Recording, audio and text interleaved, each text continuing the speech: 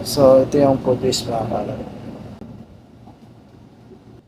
Hello mga kaalat! Nagbabalik ang inyong kaalat for today's video. Tara mga kaalat, samahan ninyo ako panoorin at tapusin ang video na ito.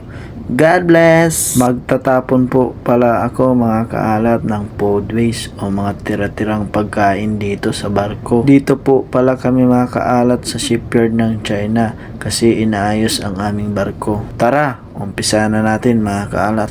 Let's go! Inumpisahan ko po pala dyan mga kaalat. Pinaglalabas ko muna ang food waste galing sa repair.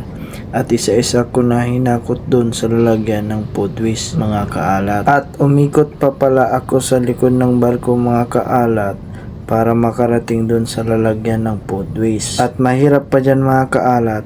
Meron ng mga bakal at gamit sa barko na gagamitin ng shipyard personnel para sa pag-aayos ng aming barko. Kaya kailangan natin iwasan mga kaalat para sa ating kaligtasan. At may parting daanan mga kaalat na maliit na dahil sa pinaglalagay nilang gamit. Nagtapon pala ako dyan ng food waste mga kaalat pagkatapos ko magtrabaho sa kusina. At pinatapos ko muna sila kumain at tinugasan ko na rin ang pinagkainan nila. At pati mga linagyan ng ulam ay hinugasan ko na rin mga kaalat para wala na akong iisipin na trabaho pagkatapos kong magtapon ng food waste. At isa pa dyan mga kaalat ay mainit dyan sa labas.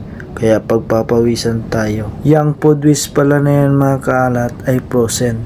Kasi bago kami dumating ng China ay nalagyan ko na yan ng food waste.